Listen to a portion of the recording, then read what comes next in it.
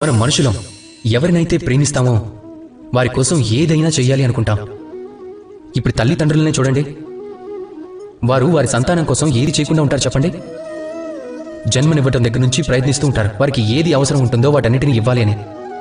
వారు మనల్ని ఎంతో జాగ్రత్తగా చూసుకుంటారు. వాళ్ళు మన గురించి ఎంతో చింతిస్తారు కూడా. జీవితాంతం ప్రయత్నిస్తూ ఉంటారు, ధనాన్ని సంపాదిస్తుంటారు. ఎందుకంటే సంతానానికి ఒక ఇల్లు ఇవ్వాలనుకుంటారు.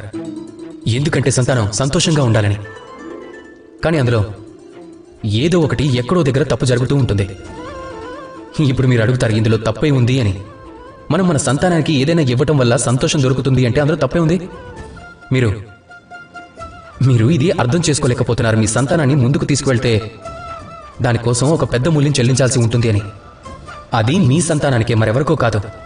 వారికి ఏదైనా పొందాలి అనుకుంటే ఆ సంతానం సర్వప్రథమంగా మిమ్మల్ని చూస్తారు.